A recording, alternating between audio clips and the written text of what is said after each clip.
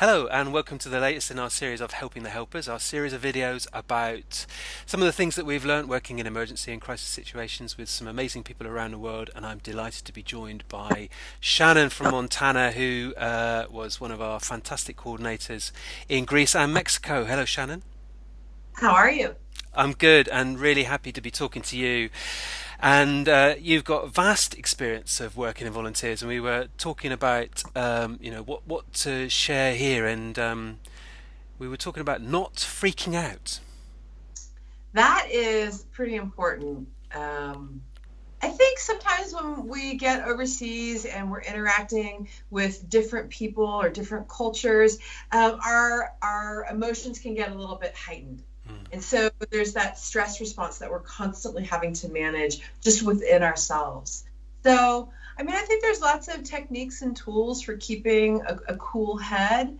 Um, for even like the mundane things, the little things that maybe are surprising, or somebody doing something that you maybe isn't normal for you or isn't typical um, in your way of doing life.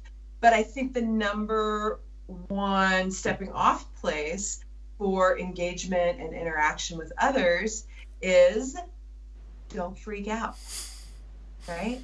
Don't freak out. So that means that we gotta rein in our emotions a little bit. And I know for myself, working overseas, when there were times where I felt scared or something big happened, it was always a practice of like holding that stuff close to my heart.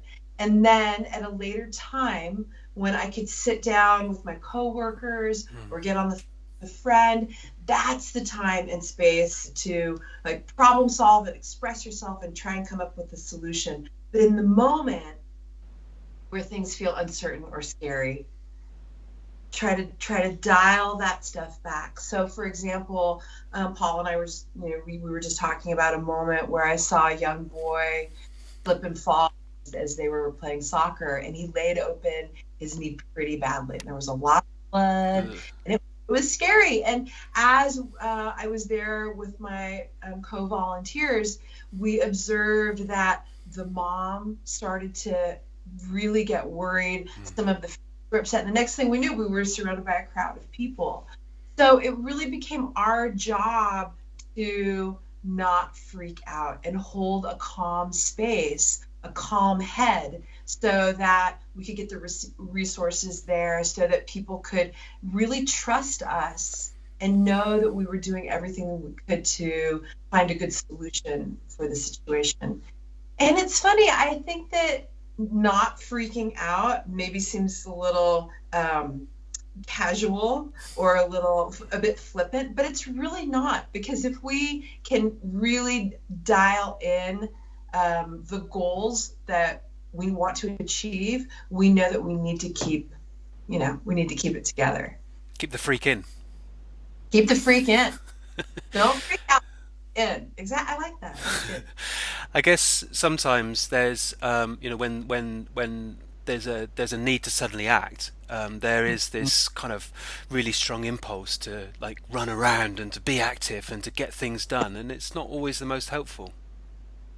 Absolutely. That story that I just told you is a great example. I was standing up on the loading docks when the boy fell, and the next thing I knew, everybody had gone running. And I looked at my coworkers and I said, no, we don't run anywhere. Because if we start running, what's going to happen? One of you is going to fall down and bust your knee open. We don't run. We don't yell. We don't panic. We keep our cool. I think that's a great observation. Mm-hmm. Yeah. Well, you're cool. Thank you very much, Shannon. Thank you very much for that. Really appreciate you sharing. Thank you, everyone, for watching, listening. Please tell us what you think, ask us anything, and thank you. Thank you, Paul.